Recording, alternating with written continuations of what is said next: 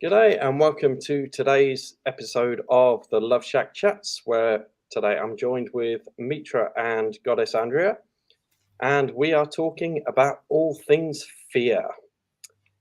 And yeah, what is fear? Where does it come from? Why do we have it? Why does it hold us back? And more importantly, how do we get it out of the way? So, shall I start or shall I let Andrea start? Over to you, Andrea. You're smiling away, ready to go. Oh, I love the fear factor because I know we're only born with two fears, the fear of loud noises and the fear of falling. And if you have like a vaginal birth, you overcome those fears as soon as you're born. So we actually are born onto the planet without any fears. They're all learned by people saying, no, you can't do this or you can't do that. And that's what I know where fear comes from. And it's all very much learned.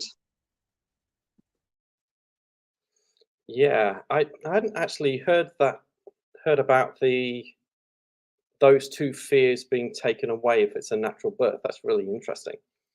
Um, what I have heard a lot of people do is when they do have a newborn baby, they will put it in the middle of the floor and start vacuuming around it and getting it used to noise from an early age. And I think that's a really good thing. But if we transport forward a little bit to being adults or just big children, really, because that's all we are, these fears we have, and I'll put my hands up and say I got loads of them. And so much of it comes not just from hearing the words no when I was younger. A lot of it actually comes from an event that happened somewhere in time, and I create a story in my head around what it means. And then, if it's a really scary moment, there's an emotional attachment to that story as well.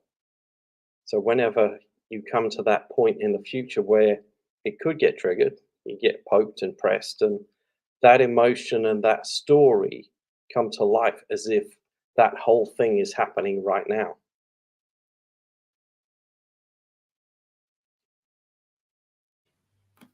You know, I really love that we've come together to talk fear, absolutely fearlessly. We have at least we have no fear talking about fear. But you know, it's quite interesting. I was thinking, and I don't know, it's natural or something. I think always go back in the childhood and think of, when there's a little child who has no sense of any emotion and has no power over anything, and the mother or the father or the whoever holds them into their hand, and they've just given themselves in there, and without thinking that they might fall or they have no control. And I don't know why somehow when we growing up, because I think fear is an emotion. It's an important emotion. It has got some advantages, disadvantages, but an amazing phenomenon of fear starts building up. And I see it around either fear of rejection, not being loved, not being appreciated, maybe not achieving what others around are achieving. And it's slowly like a little human flesh eating insect starts to eat us out. And in fact even bars us from. I was talking to somebody who's in sales, and they the fear of rejection, and what if somebody says no. Who could break that wall? And it's an amazing, interesting topic. I would love to listen to both of you. Yeah, I think a lot of this is in that reptilian brain that we've got, or the monkey mind that's the programming of which is thousands of years old. So when we were back in the cave dweller days, living on the savannah, a saber-toothed tiger comes into your cave. That fear is what keeps you alive. Unfortunately, with that same programming today, somebody saying no to you, or walking into a room full of strangers where you don't know who's friend or foe or anything like that, that same response in that fear part of your mind gets triggered, and they're freeze, fight, flight, fawn, and that's what we do. Sometimes even procrastination as a result of that freeze. It's just fear. Yeah, and facing fears Yeah. is kind of a hard thing to do, like when you get really, really clear about what you fear.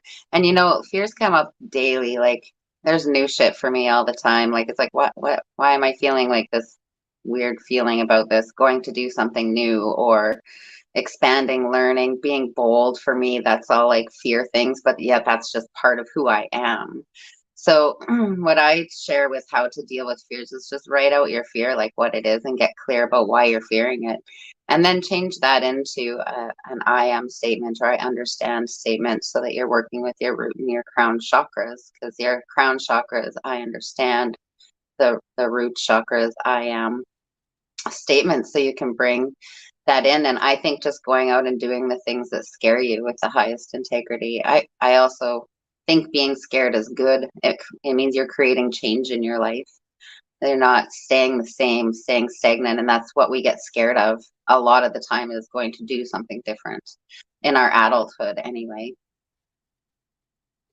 Yeah, create change as long as you don't run away from it every time. Right. You have to actually go do the thing that you're fearing. Yeah. And just if our brain is our brain, it really is there to protect us and take care of us and keep us in our comfort zone. And so really in our brain, we have to battle our brain and be like, no, I'm going to do this. I know it's scary, but am I safe? Am I going to die? Like take a look at the factors of Yeah. it, and no, nothing really bad's going to happen. Just go do it. Just get out of your own way, out of your own head, and move forward with it. Fears, like, I know, coming from a survivor background, like I had to survive from the time I was 8 years old on. So there's so many fears for me, and yet there's so many fears that people are like, how are you not scared of that? Like I'm like, I don't know. It just wasn't anything that feared me, but it was experiences in my life that put me in that state of fear, like fearing other people, because other people can be hurtful and scary. So then trust for me becomes an issue. And that's just a fear in life. And how do I deal with that?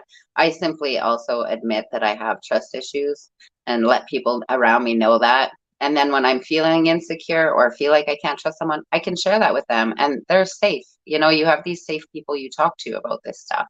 And that's setting up yourself to be able to push through your fears so that you don't remain stuck, because you don't want to stay there. Yeah.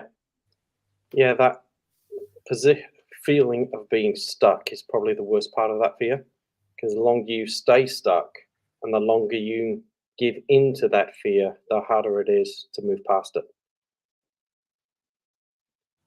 Yeah, the beauty for me sometimes, I think, is sometimes we just get coiled on thinking, what is somebody, the fear, this is a real fear thing. I've realized that, what is someone else going to think if you won't believe. So one is perceived fear, one is obviously real fear.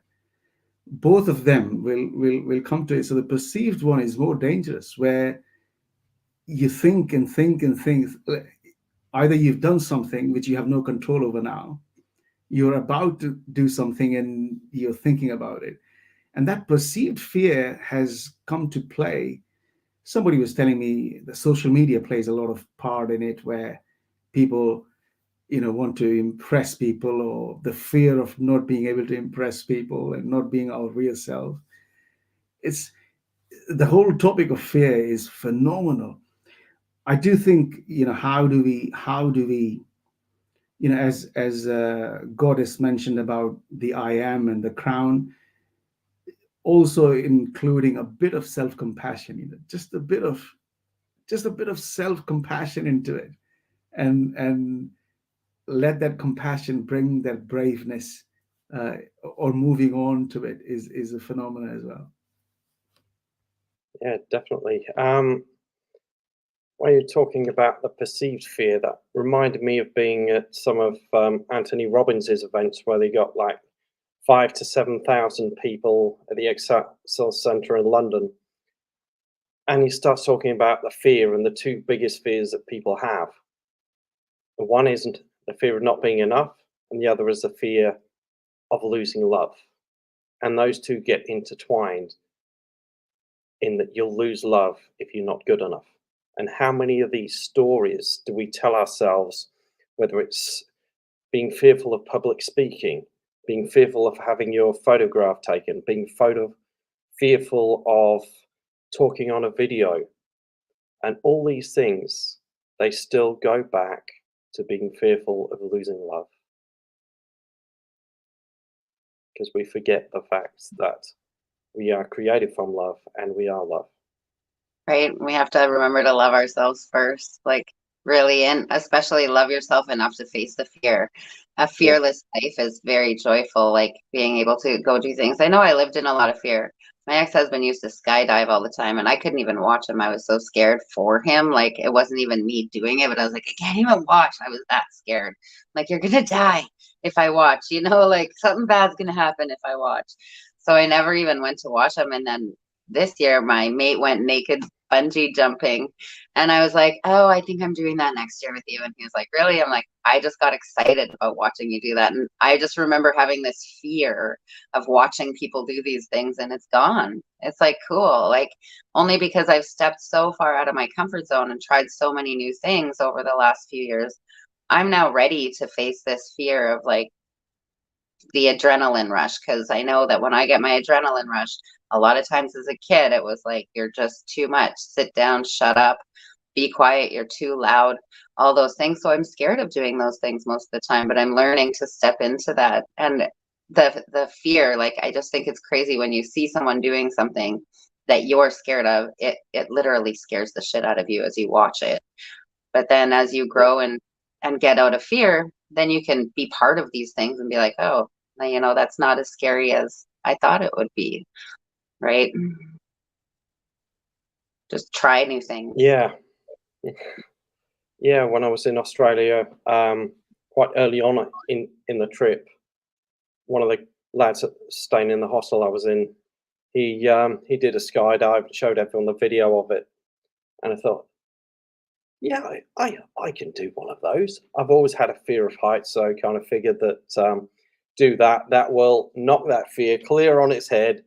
And when I watched the video back of me doing it later, is have a nice scenic tour of New Zealand with the Fox Glacier and all the sights, and it was a beautiful. And as I got higher up in altitude, my face started getting greener and greener and greener because that story in my head that says, I am going to die. Why am I doing this? And I think one of my spiritual guides at the time might have had a influence on me in saying, yes, I'll do this. You might have heard of him. His name's Jack Daniels. And so, and it wasn't too bad until some idiot opens the door. And then I have these two fears playing at me. One, the fear of actually getting out of that plane 12,000 feet up in the air. And then, because there's two of us doing a skydive, me, that's got to go out first, and another girl, a girl that's done hundreds of skydives, so she knows what she's doing. She loves it. It's exciting for her. And then I've got this kind of balancing thing going inside my head, which is the worst fear: the fear of dying and jumping out of that plane, or the fear of going back to the hostel later that day and her saying, "Oh, I didn't get to do my skydive because he bottled it." And would you believe the fear of dying was less than the fear of that story at a youth hostel later on with people I didn't know? So I went and did it. And sure enough, as I was going down, I thought, I am going to die. And this is before I found out that the bodily sensations of fear and excitement are actually the same, or nerves and excitement. So I keep thinking maybe I should do another one. And now I'm more aware of my emotions, how I can work with them and control my emotional state a lot more. Maybe I wouldn't be so scared. Yeah, I still haven't done it yet, but who knows? I think meditation helps lots with working on those emotions. Hey, Mitra. It definitely does. It's Yeah. it almost, you know, like some of the things where there's no control, where there's no control of the emotion is fear. The meditation just almost holds your hand and says, you know what, everything is going to be okay. And if you take it further to spirituality, as Alan's Jack Daniels guru, you know, if you Maybe not the best kind of spirit. the the the journey which has been described in spirituality, which is the cradle to the grave, you will see if anybody who's listening, and my friends here as well, we talked about, you know, there is no fear in that newborn baby, happy to be in anyone's arms, not afraid of falling down. As we age, the accumulation starts, where I'm afraid of now. Sometimes people are afraid of being afraid. If you look at this phrase, I am afraid of being afraid, so I will not do this. I'm so fearful of even getting fear around me. And then as the age comes nearer, the biggest fear becomes of death. So we are now not afraid of death because it's not coming to me now. We think it's not coming to me now. 10 seconds later, it might happen. But the fear of death subconsciously starts to translate into fear of losing something. Now, I have a friend. I have done something wrong to my friend. My friend is gone. Now, as if my half of my has been taken away. Very closer to the experience as if my spirit has come out of my body. Or I've given whole of my life to build something. Now this house, this family, the children, now divorce is going to happen. Now, as if I'm losing my spirit. How am I going to even survive is not mere the question now. I am getting closer to that end point becomes the biggest fear. So if you speak to somebody who is in their 80s, 90s, or who have been diagnosed with terminal illness, or who are aware that the time is very close, they might not be able to explain that fear, but every heartbeat knows that I am going closer to the grave, away from the cradle to the grave. In between, we are just playing with this emotion. You know, we are just toying with it. Oh, I am in fear. Tomorrow, everything is fine. We'll go and find another fear. So who has time to stop and think about, you know, meditation, let's say? Meditation can, in fact, prevent rather than finding the fear and then finding the meditation is a very tough task. And That's usually how it works, though. Most people, you know, when they're stuck in their lives so much and they don't know how to move and they're searching for something, that's when they look for meditation or ways to calm their mind down, because we're not taught to control our minds. We're actually told to like listen to our brain and not our heart. I love, like, I hug people. Just give this a try. Hug to the right. It's heart to heart, right? And so many people go to the left, and then I'm like, oh, now you got to give me a hug on the right side. I get double hugs from most people I hug because they just steer to the left because we've been taught not to love or to use our hearts or to have that heart connection. And if we just lived in that heart, like if you literally drop into your body and ask when you're in that fearful place, like, is this for me? If your body's a hell yes, and your brain's like, no, it's too scary, just don't listen to your brain. Go with what your heart feels, because it's probably what's best for you. Our bodies know. Our brain's just here really to keep us comfortable. And we need to get that to like slow down and stop. That's that self-sabotage, you know, oh, don't do it. You can't do it. You won't do it. You're going to fail. Again, you're not good enough to do that. But meditation, I think, helps with all of that. I really think if you can stop and calm your brain down and feel into your body and see what's right for you. But how many times do people not do that? Like they just, no, I'm not doing that because my brain says, stay in your comfort zone. Also, you know, just to add to that one, I also feel that sometimes people don't even express their fear. So it it can ease the fear quite a lot. If I said, Alan or Goddess, I am really afraid, the ego might stop. You know, sometimes ego comes in between. I'm going to kill myself thinking of being afraid, but I will not go to somebody and say, you know what, I am really scared. I don't know where to go. I don't know what to do. Even that could help. But, you know, obviously, Yeah. maybe, Verbalizing it. yeah, Yeah. or Takes maybe the power expressing away. it to a close friend, a close family member, rather than letting it eat you inside like the insect we were talking about. And there is no harm in it. I can come to you, God, and say, Goddess, I'm so scared. I am so scared. I don't know what to do. You might not have the answer, but at least I have expressed it.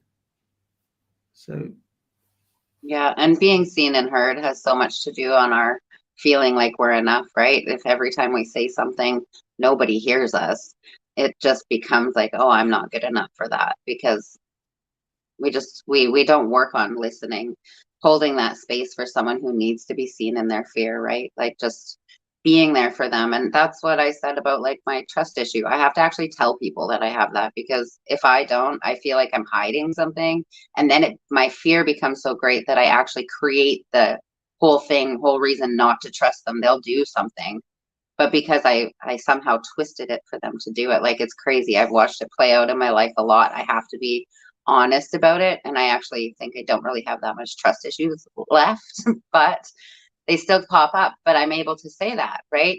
And when you own that, and it's my trust issues come from fear, from people hurting me, from being hurt so many times in my life by men or women or friends, family, whatever, people who are supposed to be close to me. I really just have this huge thing about trusting people. So my goal is to trust first, and then you have to be the one to give me a reason not to trust you. I live as best I can. But if you're in my close realm of people, you know that like, okay, my trust issues are flaring up. I need to talk about this. Because then I agree with Mitra, when we talk about what our fears are, when we talk about what is bothering us, when we just get real about it with ourselves, it can't really play a part anymore, because we're not focusing on it. We're focusing on, okay, I've let this go. I'm talking about it. Now, what action do I need to take to actually get over that fear? Because you can't just like expect it to be gone. You have to actually work on it and do things that fear entails, so that you can get over it and be that person that you want to be without that fear. also in both of your work as well, like the Love Engineer or Goddess, fear plays a big part, either in relationship or in Tantra. You know, it's In all aspects of what we do, fear plays a part. Like dating, Alan, like the fear in dating, the things that like people do, and even what I experienced in my dating realm, I'm like, whoa, dude, this is really what we have to look forward to in our life, you know, like it's a scary thing out there, especially disease, and then telling somebody that, you know, you don't really enjoy hanging out with them. Yeah, and then you're fearful of how they're going to react or respond. So some people don't, and then the person who doesn't get the message, they start being fearful that they're not enough. Yeah, exactly. It's amazing how it all just plays in this big triangle of things that basically end up with we feel that we're not good enough for whatever situation we're in. I know that's it for sex and sexuality as well too. I'm not good enough to turn the lights on and look at myself or look at you or let you look at me. That's a ooh, no. Right? We fear our own bodies. We fear our own selves. And maybe that's the imposter syndrome too, you know, like people just putting on the confidence and the stuff to put on the show, but they're really not that. That imposter syndrome probably to me would be a lot of fear-based personality. Yeah. No, because I think the people who don't have any kind of imposter syndrome at all, they don't care about that stuff. So are they the imposters? Probably. Could be. If they're not, like, I think you just need to actively be working on yourself, your fears, knowing what fears are out there, the general fears of the world, and then plus what you fear. When it comes to fear, you just have to face them. You just have to go do the things that scare you. And even if it means like just do one little thing that scares you a day. One little thing. It can just be something simple. Let a bee land on you or something, unless you have an allergy, you know what I mean? Like, do something that a lot of people fear, beer or bees or spiders or whatever, and spiders usually, in my world, they're not gonna hurt you, so go be around the spider and get scared a little bit. I think it's just a good way to let your fears play in your everyday life, and knowing it's okay to have fears. Just don't let them run your life. Yeah, there's a lady, I can't remember her name right now, but she actually decided that for 365 days she's going to do something that scares her every single day, and wrote a book about it. And as that year progressed, the things she was fearful of got harder and harder and harder. Like, one of the things she was fearful of was doing stand-up comedy. She'd never done it before, but she did it anyway. And I've heard a lot of good things about that book, so I'm going to have to look into it and find out what it was. Yeah, have your fears, but do it anyway, you know, face your fear. Get on with your life. Like, don't let it hold you back, because if it's really something that you want to do and you're just letting a fear get in the way, you're never going to have that experience. Don't let your life experiences be held back, because at the end of your life, when you're taking a look at it, you want to say, oh, I would have done that, but I was too scared, right? Yeah. I would have approached that girl in the bar, but I was too scared and had these mental stories in my head from childhood saying that I should be seen and not heard, and don't talk to strangers, and all sorts of useful things like that. Right. The only thing is, by not going over and saying hello, which should be quite a simple thing to do, you guarantee the outcome that you don't date that person. It's the only way that's 100% guaranteed. Yeah, just convince yourself it won't work and that you're not good enough for that date, or to buy her a drink, or him a drink, or whatever. I've been guilty of buying dudes drinks because I think they're cute. And you know, and if it's not going the way you want, just smile, be compassionate, grateful. You know, there will be another opportunity for Right. any fear, any kind of fear. So I would really, you know, love people who are probably kind enough to listen to us, to, you know, express, be kind, compassionate, and just do it anyway. You know, it gets Yeah, I easier. think we're pretty brave being on here talking about all the stuff that we talk about most of the time. And we include everything, you know, how to get over it, what it is for each of us in our own personal ways. I really love our connection and us sharing, but even the fear of coming on here for me, like going live for me, is always a fear, because I fear the camera, but yet I do it anyway, because that's how life works. I'm not sitting here like I don't look scared or shaky or nothing like that. I'm comfortable and it's fine. But just getting to this point, I always have this little fear somewhere during the day. I'll be like, oh God, what are you going to wear? And I'm like, oh, you're not wearing anything like you normally do. And same for me. I mean, I wouldn't come on camera ever. this is thanks to our friendship that I've started, So I don't think fear can be measured. Some people, as we know, are scared of something which could be nothing for some people. So maybe just taking that step, and maybe today somebody might listen to us and say, you know what? It really doesn't scare me. Or if it does, maybe I'll share it with somebody. Or maybe I will, So there is, what we used to say is, there is a door beyond fear, only if one can reach it. And once you reach that, then it's pure ecstasy madness. It's, It Yeah, really is. and just carry on, Andrea. No, I just was agreeing. It really is. Like you just feel so free when, you're able to see in front of you. Let's say you're doing something like I'm booking skydiving for my birthday this year because I feel like I need to do this now. And so I'm going to go do it. But like, honestly, when I think about it, I'd pretty much shit my pants. But I'm still booking it and doing it, like I'll probably go through all of those emotions like you did, Alan, just like, oh God, what am I doing? Why am I doing this? And then I'll do it and I'll be like, that's awesome. That's what I've noticed is like when I actually do the thing that I'm afraid of, I actually end up really enjoying it more so than like, oh, I'm never doing that again. It's like, oh, I need to do more of that. It's really interesting how what we fear is really what we desire to do. Yeah, and something's just I've thought of while we've been talking, especially about expressing that, hey, I'm afraid. There is a lot of men, especially in the Western culture, that have been conditioned to not show emotion, not tell anybody how you feel, and all that kind of stuff, because it's not what men do.